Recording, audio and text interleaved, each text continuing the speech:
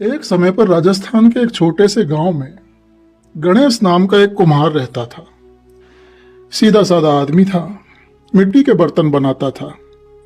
इतने सुंदर घड़े और मटके वो बनाता था कि आसपास के कई गांवों में उसकी कारीगरी की चर्चा होती थी। लोग बड़ी तारीफ करते थे। उसकी पत्नी का नाम था कुरजा। कुरजा बड़ी मेहनती और तेज तर्रार औरत थी। घर की सारी जिम्मेदारी वही संभालती थी। और उनका एक बेटा था जिसका नाम था लक्ष्मण। हंसमुख, मेहनती और अपने माँ बाप का लाडला। घर छोटा था, जिंदगी साधारण थी, लेकिन उनका छोटा सा ये परिवार बहुत खुश था। समय धीरे धीरे बीतता रहा। लक्ष्मण अभी जवान हो रहा था कि एक दिन कुरजा ने अपने बेटे के विवाह का शुभ मुहूर्त निकलवाया। गांव में ढोलक बजी और लक्ष्मण की शादी हो गई। घर में नई बहू आई, लाखा। लाखा उसका नाम था। कुछ दिनों तक घर में खुशियों का मेला लगा रहा। कुल देवी की पूजा हुई। घर के आंगन में खुशी के दीप जलाए गए। सब लोग खूब खुश थे। दिन बीतने लगे। किस्मत कभी कभी बहुत अजीब खेल खेलती है। एक दिन कुछ ऐसा हुआ जिसने इस पूरे परिवार की जिंदगी ही बदल कर रख दी।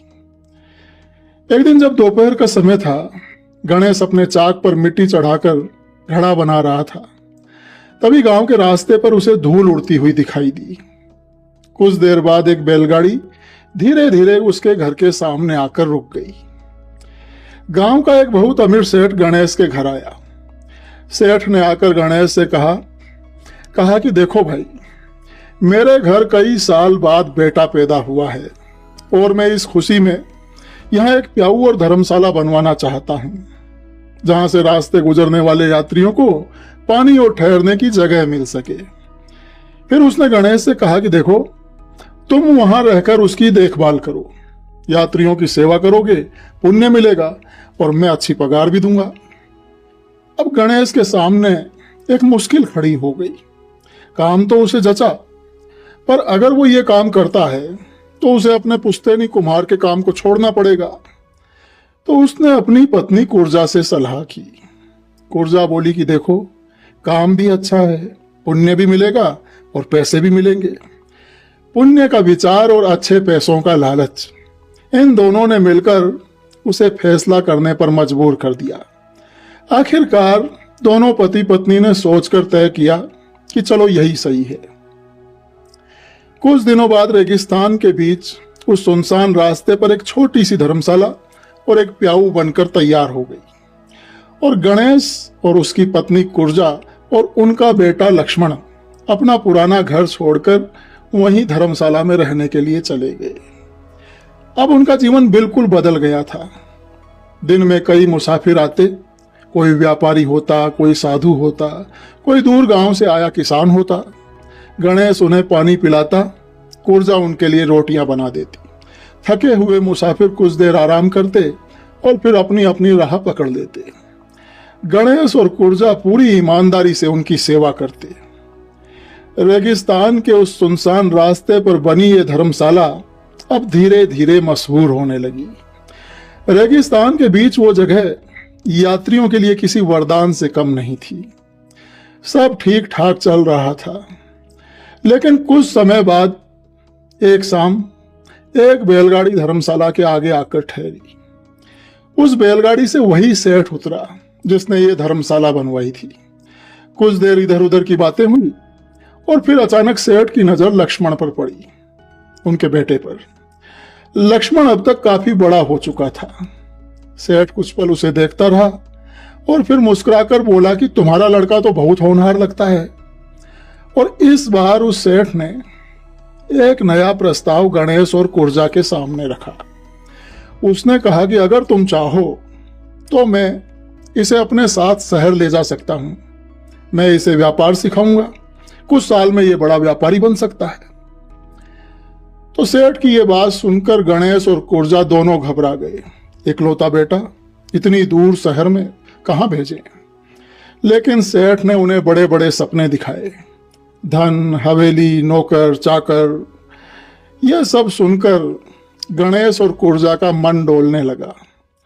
आखिरकार बहुत सोचने के बाद उन्होंने अपने इकलौते बेटे को उस सेठ के साथ भेजने का फैसला कर लिया।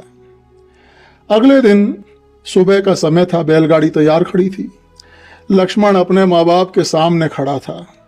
कुर्जा की आंखें बार बार भर आ रही थी। बार बार वो उसके सिर पर हाथ फेरती। लक्ष्मण ने झुककर अपने माता पिता के पैर छुए और फिर बैलगाड़ी पर जाकर बैठ गया। बैलगाड़ी धीरे धीरे आगे बढ़ने लगी। जब लक्ष्मण गया तो उसके माँ बाप देर तक उसे जाते हुए देखते रहे। कुर्जा तब तक खड़ी रही जब तक कि बैलगाड़ी उसकी आंखों से ओझल नहीं हो गई। उस दिन के बाद धर्मशाला वही रही, रास्ता वही रहा, लेकिन उनकी जिंदगी में एक खालीपन आ गया। अब फिर से वही जिंदगी चलने लगी। मुसाफिर आते, पानी पीते, रात को ठहरते, लेकिन रात को जब सब सो जाते तब घर में एक अजीब सी खामोशी फैल जाती। कुर्जा अक्सर कहती कि पता नहीं हमारा बेटा कैसा होगा, किन हालात में होगा। कुर्जा हर दिन दीवार पर एक लकीर खींचती थी ताकि वो गिन सके कि बेटे को गए हुए कितने दिन बीत गए हैं और कब उसका बेटा वापस आएगा। गणेश भी चुपचाप बैठा रहता। कभी कभी वो सोचता कि काश मेरे पास बहुत पैसा होता तो मैं अभी अपने बेटे को वापस बुला लेता। धीरे धीरे ये विचार उसके मन में घर करने लगा। अब हुआ ऐसा कि एक दिन जब काफी रात हो चुकी थी, आसमान में आधा चांद निकला हुआ था, इतने में ही धर्मशाला के सामने एक बैलगाड़ी आकर रुकी और उस बैलगाड़ी में से उतरे एक धनी व्यापारी और उनकी पत्नी। दोनों बहुत थके हुए लग रहे थे, तो गणेश ने उन्हें पानी पिलाया, कुर्जा ने उनके लिए खाना बनाया। जब वे खाना खाने बैठे तभी कुर्जा की नजर सेठानी के गहनों पर पड़ी। एक पल के लिए उसकी आंखें वहीं ठहर गई। सोने का भारी हार, मोटे कंगन और चमकती पायल, इतना सोना शायद उसने पहले कभी नहीं देखा था।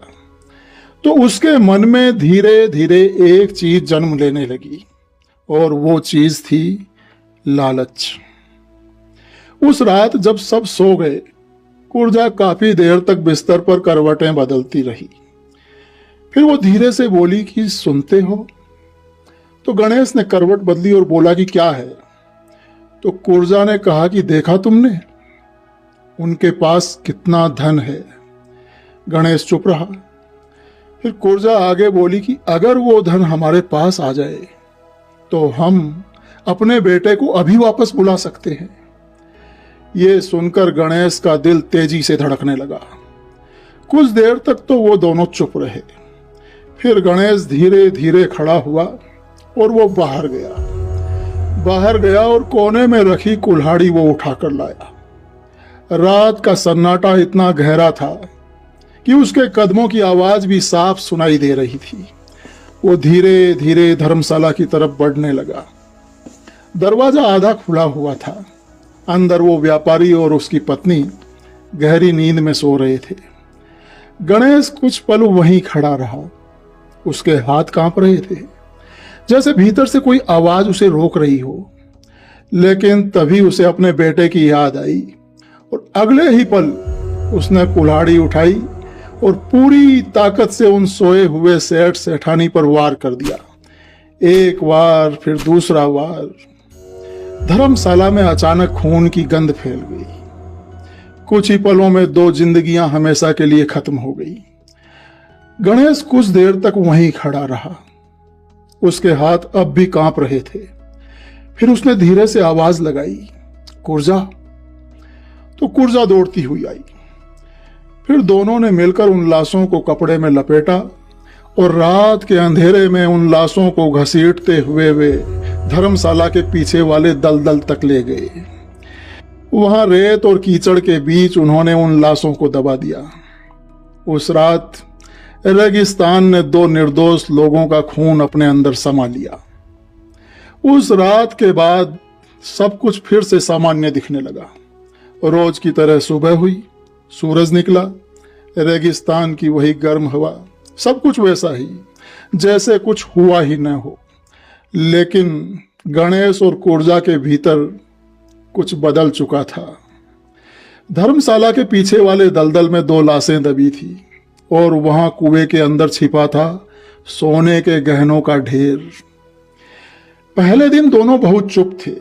दोनों के चेहरे पर डर साफ दिखाई देता था। लेकिन धीरे धीरे दिन बीतने लगे और उनके अंदर का वो डर भी धीरे धीरे कम होने लगा, क्योंकि किसी को कुछ पता ही नहीं चला। कोई खोजने नहीं आया, कोई पूछने नहीं आया।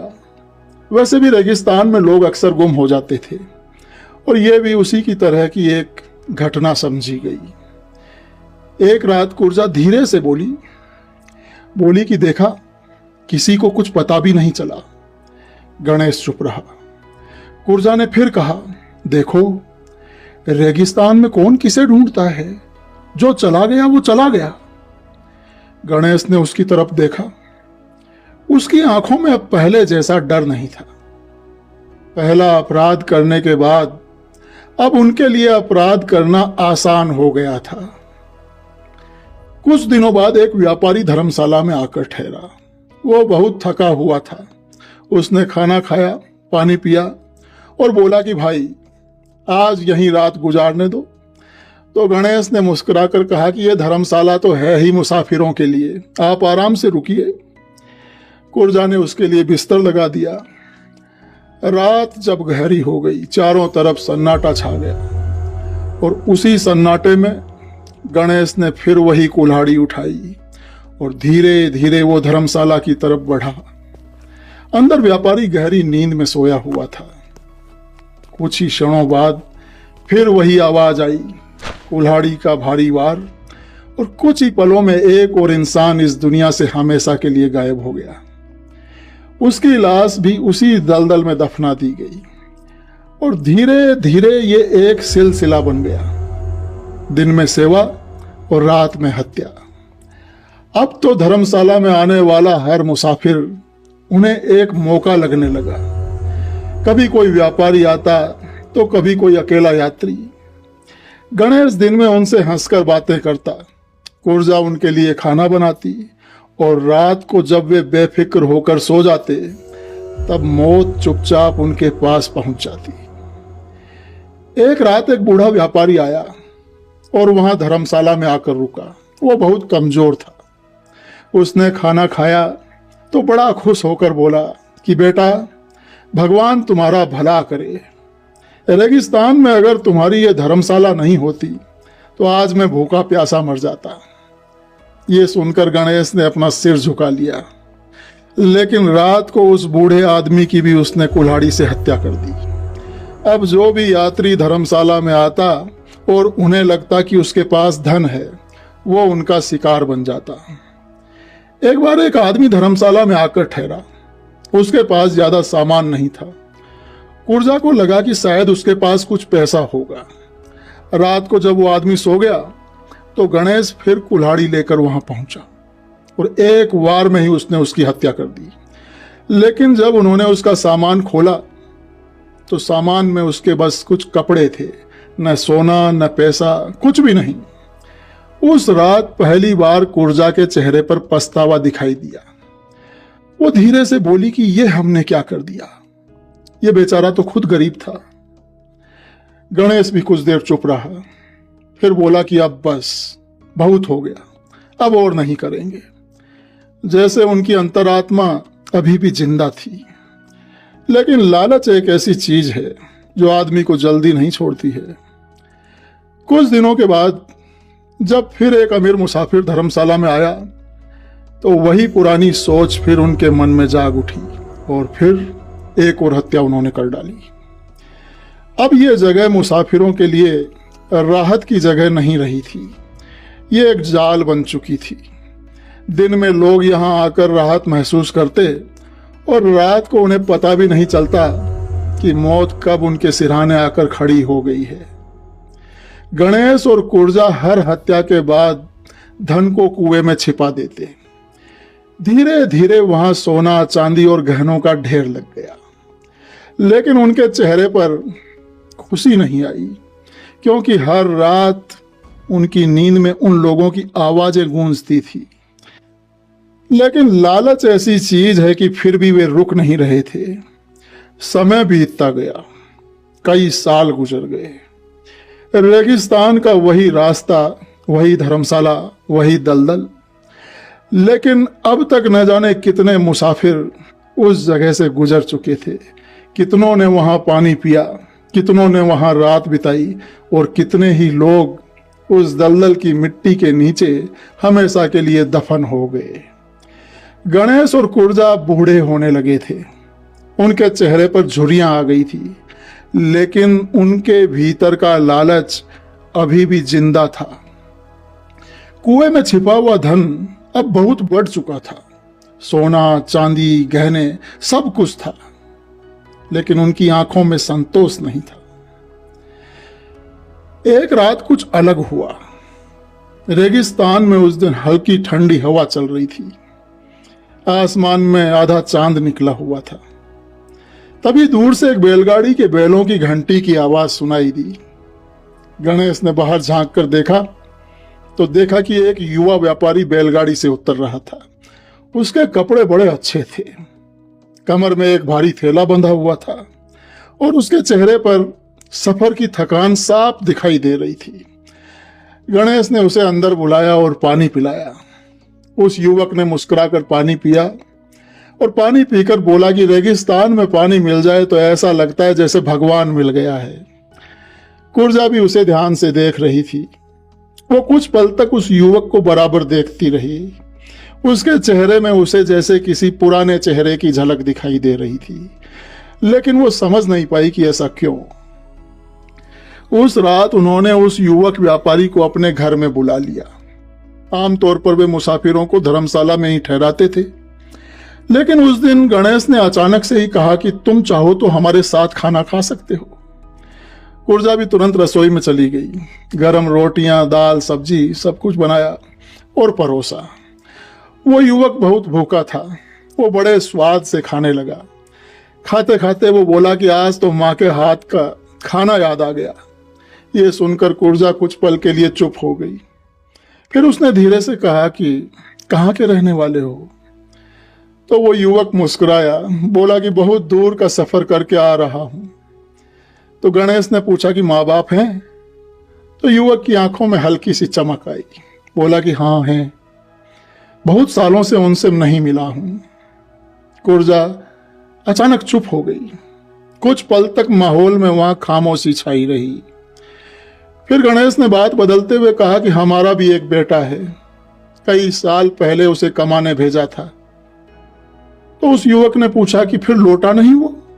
तो गणेश ने कहा कि अब तक तो नहीं, लेकिन हमें भरोसा है कि वो जरूर लौटेगा। तो वो युवक मुस्कुराया और बोला कि माँ बाप का दिल कभी गलत नहीं होता है। अब रात गहराने लगी। कुछ देर बाद खाना खत्म हुआ। तो उस युवक ने कहा कि बहुत अच्छा खाना था।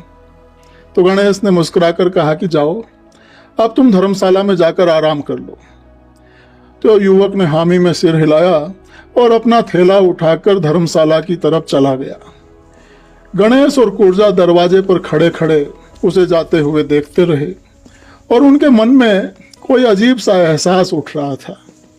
लेकिन कुछ देर बाद उनकी नजर उस युवक के उस भारी थैले पर गई और उसी पल उनके मन में फिर वही पुरानी आग जल उठी, लालच की आग। कुर्जा ने धीरे से कहा कि देखा कितना भारी थैला है। गणेश चुप रहा। कुर्जा बोली, इतना धन होगा जितना हमने सालों से नहीं देखा होगा। गणेश का दिल अब तेजी से धड़कने लगा। कुछ देर तक तो दोनों चुपचाप बैठे रहे। फिर कुर्जा ने वही शब्द दोहराए जो वो कई बार पहले भी कह चुकी थी कि बस यह आखिरी बार है, इसके बाद कभी नहीं। गणेश ने धीरे से सिर उठाया और उसकी आंखों में वही पुरानी चमक लौट आई। रात पूरी तरह गहरी हो चुकी थी। धर्मशाला के अंदर वो युवा व्यापारी गहरी नींद में सो रहा था और उस रात गणेश ने फिर वही कुल्हाड़ी उठाई और धीरे धीरे कदमों से वो धर्मशाला के उस कमरे में जा पहुंचा जहां वो युवा व्यापारी सो रहा था। और कुछ ही क्षणों में एक ही वार में उसने उस युवक की भी हत्या कर दी, जिसे अभी थोड़ी देर पहले उसने साथ बैठाकर खाना खिलाया था।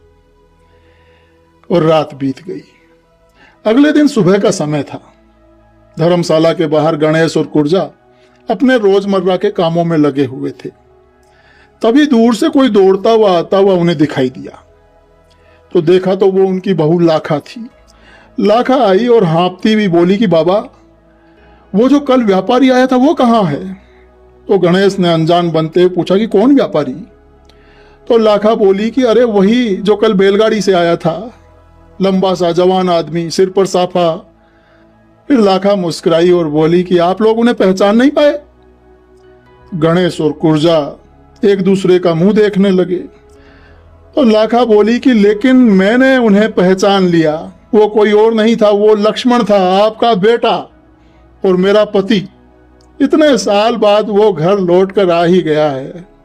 कल वो हमारे घर आया था, लेकिन वो आकर बोला कि पहले मैं अपने माता पिता से मिलूंगा, फिर बाकी सब लोगों से मिलूंगा। लाखा के मुंह से ये बात सुनते ही गणेश और कुर्जा के पैरों तले से जमीन सरक गई। जिसकी उन्होंने हत्या की थी वो मुसाफिर कोई और नहीं, उनका अपना इकलौता बेटा लक्ष्मण था। लाखा पूछती रही कि बताइए न, कहां है लक्ष्मण? लेकिन अब सब कुछ खत्म हो चुका था। गणेश और कुर्जा अपने ही पापों के बोझ तले टूट गए थे। दोनों धीरे धीरे लड़खड़ाते कदमों से धर्मशाला के अंदर गए और जिस कमरे में पिछली रात उनका बेटा सोया था, उस कमरे में जाकर उन्होंने दरवाजा अंदर से बंद कर लिया। अब उनके सामने जीवन का कोई रास्ता नहीं बचा था। वहां अपने ही हाथों से उन्होंने अपने जीवन का अंत कर लिया। लालच ने उनसे क्या करवा दिया। जिस धन के लिए उन्होंने न जाने कितने लोगों की हत्या की, उसी लालच ने उन्हें अपने ही बेटे का हत्यारा बना दिया। गणेश और कुर्जा अपने ही कर्मों के जाल में फंस चुके थे। तो साथियों, लालच इंसान को इतना अंधा बना देता है कि वो अपने ही खून को पहचान नहीं पाता है।